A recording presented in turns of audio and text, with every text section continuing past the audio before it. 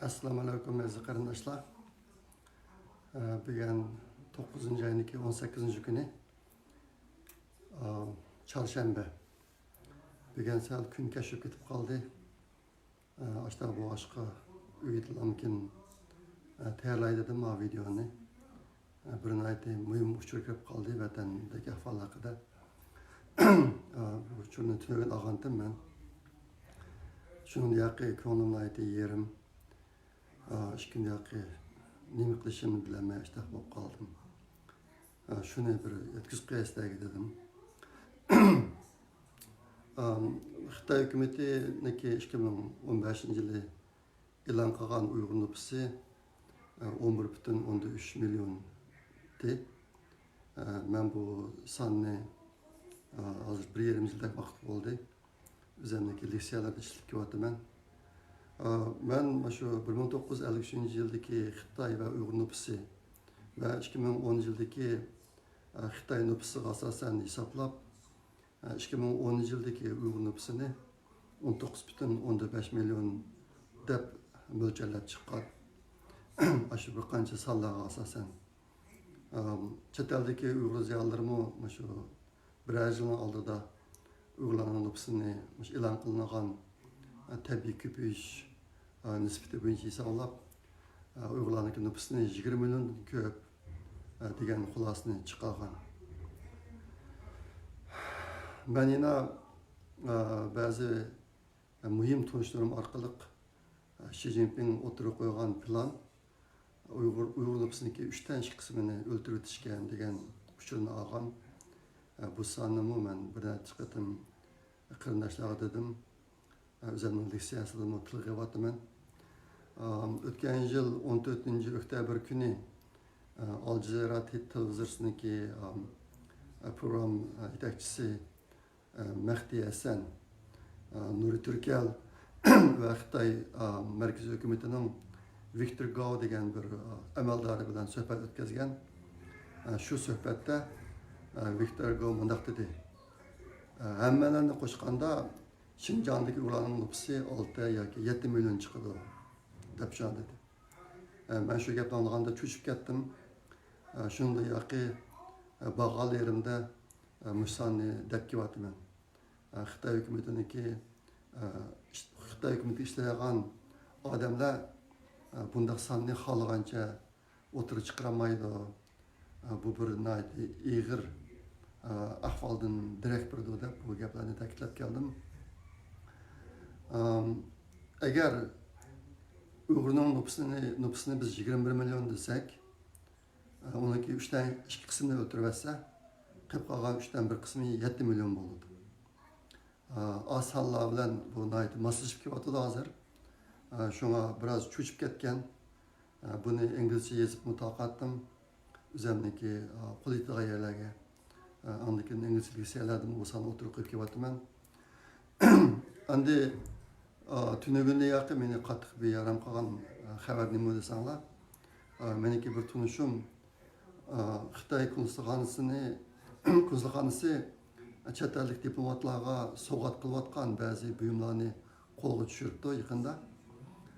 U buyum Uyg'urlarni tasvirlagan san'at buyum bo'lib, uning qepiga Şinjan'da hozir 7,21 million Uyg'ur bor deb yozib qo'yibdi. Şu san'at buyumuniki qepining tashiga ashta deb yozib qo'yibdi. Men bir shu san'at buyumi va uning tashiga yozilgan xitoycha va inglizcha xatni ili rasm shaklida mush programni ostiga qo'yib qo'yman, ko'rib olsangiz bo'ladi. Meni eng beyaram qilayotgan ishim shu. Bu nimadan darak berdi desanglar, Xitoylar hozirgi Uyg'ur nüfusini 7,21 million deb bu tashviqotni boshlabdi xalqaroga rasmiy shaklda. O'tganda faqat bir Viktor Gao'ning deganlar gapi bordi. Endi rasmiy shaklda taqalg'il turibdi. Undan boshqa mening qo'limga yana bir xitoycha uchur kirdi. U tor betida bor ekan. Bu uchurni mayli shu videoning ostiga ulanmasini qo'yib qo'yman. U xalq pulidagi millatlarni tanishtirish degan bir xitoycha mazmunkan. Bu Xitoydimi hozirgi Uyg'urlarning nüfusi 7,121 million debdi. Bu bu uchurda o Xitoy uchurda uniki yili yo'q, hosili chiqqan materiallari yo'q ekan, lekin 7,121 million degan son albatta men degan san'at buyumining qepidagi son bilan o'xshash. Shunga bu ahvollarga men cho'chidim. Agar biz Xitoylarniki 2015-yili e'lon qilgan nüfus bo'yicha chiqarsak, agar shuni rost desak, 11,3 million desak, Xitoylar 4 million Uyg'urni o'ltirdi yoki o'ltirmoqchi bo'lyotdi degan uchur birdi bu narsa. Agar Uyg'urlarning nüfusini biz o'zimiz hisoblagan 21 million deb hisoblasak, 7 million qilib qoldi degan gap, 14 million Uyg'ur o'ltirildi yoki bundan yana o'ltirildi degan xabardan darak berdi bu ish. Meni intayin qatib yaram qildi. Shunga chet eldagi Uyg'urlar faoliyatchilar bu ishga alohida ko'ngil bo'lib, bundan keyin o'zimizniki harakatini aslab kuchaytmasak bo'lmabdi. Bu ishni dunyodan xabardor qilaylik. Hozir Xitoy shuni chiqarib manganda qildi. Agar buni biz bir amal qilib to'smasak, bizga ziyon intayin eg'ir bo'lar ekan. 4 milliondan 14 milliongacha bo'lgan xalqni olib qolamiz degan gap. Xitoy hozir shuni planlab ish ko'rayotganda qiladi. Shunga bundan keyin hammamiz qo'limizdan kelgan hamishani qilishimiz kerak. Yaqinda 1-oktyabrdda Jenevada bir cho'ng namoyish qilishga chaqirdi Dunyo Uyg'ur qurultiyi. İmkoniyati bor qarindoshlar buni bo'lsak, yana boshqa faoliyatlarmi bor. Hozir endi qo'limizdan kelgan hamma ishni qilsak bo'lmaydigan yer keldi.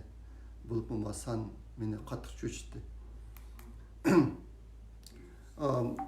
Yana bir qarindoshimizmi yaqinda o'zi egallagan uchurlarga asosan tahlil yurgizib, hozir tutilgan Uyg'urlarniki soni 5 million atrofida ekan degan yakuni chiqadi.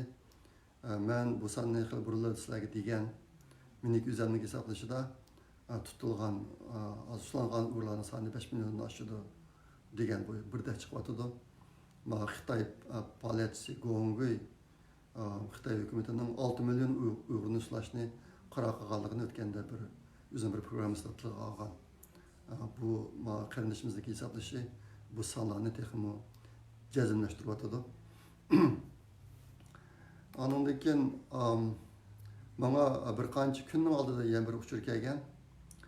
Uchurga asoslangan chog'da Urumchidagi 3 jazo lagerida hozir 800 mingdan ortiq odam bor ekan. Urumchidagi 3 lagerda. Bu lagerniki birisi Michuandagisi bo'lib, u eng dastlabda qurilgan lager ekan. Yana biri Davanchingga qurilgan ekan. Yana birisi Shumigo rayoni atrofida ekan. Uniki konkretni o'rnini men bu uchun yetkazgan kishi bilmaydi ekan, qarindoshimiz bilmaydi ekan. Lekin shu Shumigo atrofida deydi Urumchidagi. Bu 800 ming degan sonni shu lagerlarniki oshxonasini kengaytirish qurilishini o'ziga olgan bir Xitoy oshkorlagan bo'lib, u Xitoy hozir ig'ir jazoga uchrash ehtimolligi bor ekan. O'lim jazosini berilishi mumkin deydi. U Xitoy oshkorlagan yana bir uchur hozir vatanda qamalib turayotgan Uyg'urlar texi kesim hukm qilinmaganlar bo'lib, yoki 5 yildan tuvan kesilganlar ekan. Hozir lagerda turayotganlar texi kesim kesilmagan yoki 5 yildan tuvan kesilganlar ekan. Undan yuqori kesilganlar adamsiz turmaga va ishga ketib qopti. 5 yildan yuqori kesilgan 1,5 million dak Uyg'urni ishga ketib qopti. Bu sanmo Xitoy oshkorlagan san, bu sanmo o'tgan darslarga deb kelayotgan san bilan o'xshash. Men 1,5 million ishga ketib ketdi. Ularga bir qismini o'ltiryotdi, qolganlarini turmalarda intayin naqbi saqlayotdi. U kishilarni asosan ichki a'zolarini setish uchun ishlatishga saqlayotdi deb shuna degan. Xitoyning oshkorlagan sonlar bilan meniki burun degan sonlarim o'xshab chiqyotdi. Bu uçurlarga yandap azraqcha bir xo'sh xabarga kirdigan uchurma keldi. Onunki birisi Zhu Hailun degan Xitoyni qo'lg'apti. Endi Zhu Hailun kim u desanglar, bu burun Xotan partikominiki sekretari bo'lgan Xitoy ekan. Keyin 2016-yili Chenchuango Xinjiangga sekretar bo'lib qolgandan keyin bu Zhu Hailun bilan yana bir Xitoy, Shidagang degan yana bir Xitoy ikkisini o'stirib, mana shu Uyg'urlarni bostirish ishiga bevosita qo'ygan ekan. Buning ichida bu Zhu Hailun Xinjiangga muavin sekretar, siyosiy qonun komitetining sekretari qilib o'stirilgan ekan. 2017-yili 6-oyda Qashqarda bütün viloyat kadrlariga so'z qilib, Zhu Hailun söz qilgan chog'da bunday deb ekan. Janubiy Xinjiangdagi Uyg'ur kadrlarning asabiy ideya bilan zararlanish nisbati 100% deb bir cho'ng yig'inda, kadrlar cho'ng yig'inda ashta degan ekan 2017-yili. Bu yig'inga qatnashgan Uyg'urlar intayin qattiq vahimaga cho'kkan ekan shu vaqtning o'zida. Bu yil 3-oyda Zhu Hailunni Xinjiang xalq qurultiyiga muavin boshliq qilib qilgan ekan.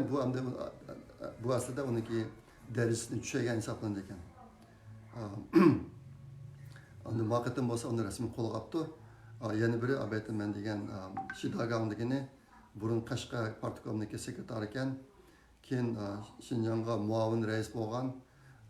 Bu yil Beijingga yetkab ketilibdi ekan u kishi.